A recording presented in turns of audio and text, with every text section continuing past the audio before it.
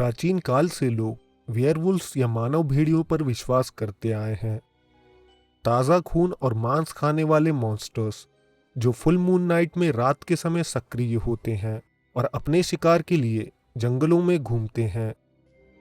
फोल्कलोर्स में बताया गया है इनके पास शेप शिफ्ट करने की शक्ति होती है, जिसकी मदद से ये इंसान से भेड़िए में तब्दील हो जाते हैं। ये शक्ति इन्हें किसी श्राप या फिर शैतानी अनुष्ठान की वजह से प्राप्त होती है।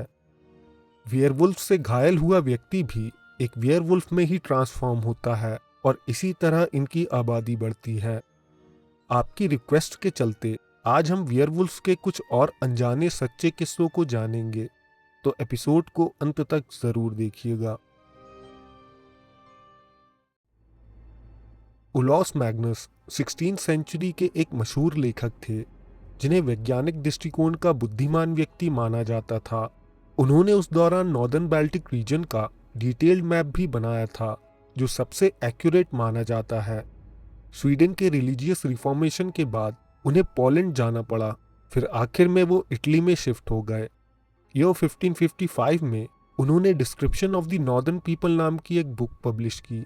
इस किताब में उन्होंने डिस्क्राइब किया कि बाल्टिक रीजन्स में लोग साल भर भेड़ियों के हमले से परेशान रहते थे, जिनकी वजह से कई जानें जाती थी।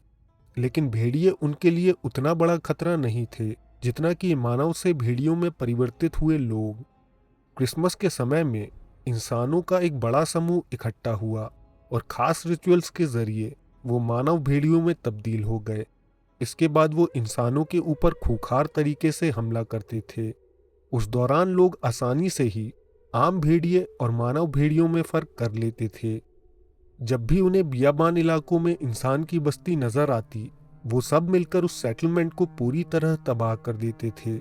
रास्ते में आने वाले हर एक जीव को वो खत्म कर देते थे।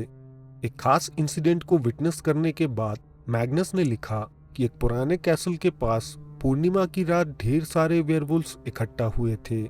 दीवार कूदकर वो किले के अंदर गए और फोर्टिफिकेशंस को तबाह कर दिया। मैग्नस ने एक पेजेंट के बारे में भी लिखा जो उनसे परिचित था और उसके पास अपनी मर्जी से किसी मानव भेड़िए में तब्दील होने की शक्ति थी। मैग्नस के अनुसार ये भेड़िए मीट और लोकल वाइन मार्केट से लूट लेते थे। कुछ लोग मैग्नस के अकाउंट्स को अंधविश्वास मानकर डिसमिस कर देते हैं। लोगों का मानना है कि उस दौरान डाकू लुटेरे काफी आम थे। वो ह्यूमन सेटलमेंट को लूटते थे और लोगों को लगता था कि वो मानव भेड़िए हैं। डाकू लुटेरे इतिहास में जरूर थे। वो जीवों को चीर कर उनका मांस नहीं खाते थे। ये काम वेयरवुल्फ जैसा कोई हैवान ही कर सकता है। साथ ही लोग इंसानों और जानवरों में अंतर आसानी से कर सकते हैं, चाहे वो कितने ही अंधविश्वासी क्यों ना हो।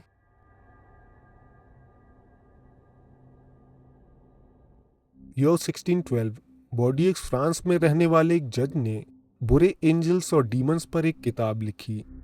उनकी राइटिंग्स में सीन ग्रेनियर का खौफनाक किस्सा भी शामिल था।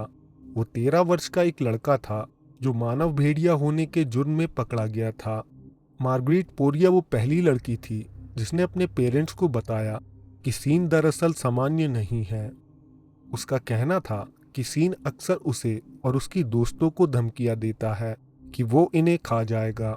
सीन के बाल लाल रंग के थे, उसका चेहरा सफ़ेद और आंखें बड़ी बड़ी थी। उसके हाथ में बड़े बड़े नुकीले नाखून थे जैसे किसी विच के होते हैं। उसके मुंह में बड़े केनाइन दांत भी मौजूद थे जो बेहद असामान्य था। मार्गरेट ने बताया कि सीन ने अपनी आत्मा का सौदा शैतान के साथ किया है। बदले में उसे शैतान ने एक भेड़िए में तब्दील होने की शक्ति दी है। सीन ने अथॉरिटीज के सामने माना कि उसने छोटी बच्चियों और कुत्तों की जान ली और उनका मांस भी खाया है। वैसे तो सीन जिसकी चाहे जान ले सकता था, लेकिन वो छोटी बच्चियों को मारना पसंद करता था क्योंकि उसके अनुसार उनका मांस स्वादिष्ट होता है। जॉन नाम के 18 वर्षीय लड़के ने बयान दिया कि सीन ने उसे खुद बताया था कि 2 बार उसने इंसानों को मारकर खाया है। शुरुआत में लड़की के माता पिता ने उसकी बात को इग्नोर कर दिया, लेकिन जल्द ही सीन ने मार्गरेट पर हमला कर दिया था। उसने जैसे तैसे खुद को सीन की कैद से मुक्त करवाया। ये इंसिडेंट लोकल अथॉरिटीज को रिपोर्ट किया गया और पूरे इलाके में खौफ फैलने लगा। सैकड़ों लड़कियां उस दौरान रहस्यमय तरीके से गायब हुई थी, जिनकी बॉडी नहीं मिली। सीन को इंटेरोगेट किया गया और उसकी टेस्टिमनी को रिकॉर्ड भी किया गया था। पता चला कि लड़कियां सच बोल रही थीं। सीन ने बिना टॉर्चर के ही कबूल कर लिया कि वो मार्गरेट को जान से मारकर खाना चाहता था। उसने किसी भी जुर्म से इनकार नहीं किया और सभी क्राइम्स डिटेल में बताए।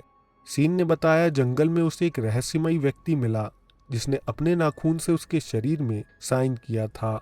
उसके बाद उसने सीन को वोल्फ स्किन दी, जिसकी मदद से उसके पास ये शक्ति आ गई। उसने अपने किस्सों में खुलासा किया कि वो कई लोगों को खा चुका है। उसने एक बार न्यूबॉर्न बेबी की जान भी ली थी। उसका कहना था उसने ये सब उसी व्यक्ति के कहने पर किया जिसे वो द लॉर्ड ऑफ फॉरेस्ट कहता था। अलग अलग इलाके आइडेंटिफाई किए गए और पाया गया कि ठीक उन्हीं इलाकों में उसी समय बच्चे गायब हुए थे, जैसे कि सीन ने अपने बयान में बताया। अब सीन को एक मोनास्ट्री में भेज दिया गया जहां उस पर मॉन्क्स नजर रखते थे। कुछ सालों बाद जज सीन को देखने गए तो उसने उनसे कहा कि लॉर्ड ऑफ द फॉरेस्ट उससे मिलने 2 बार आए थे। उन्होंने कहा कि वो जल्द ही आज़ाद हो जाएगा।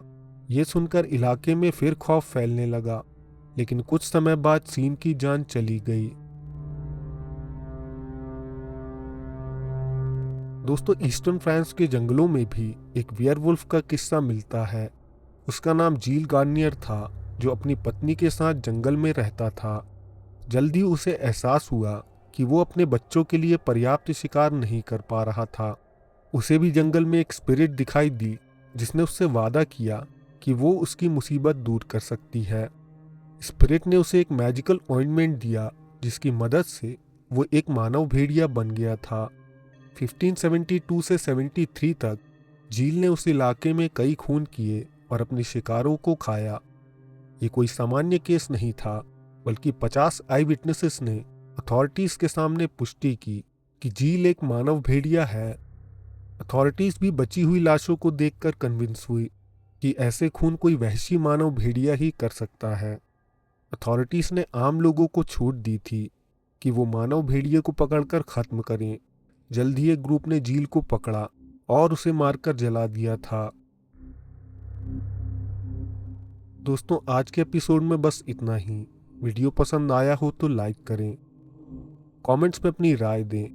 अगर आप चाहें तो हमारे चैनल को सब्सक्राइब करके ऑल नोटिफिकेशंस ऑन कर सकते हैं। हम जल्द आपसे एक नए एपिसोड के साथ मिलेंगे। धन्यवाद।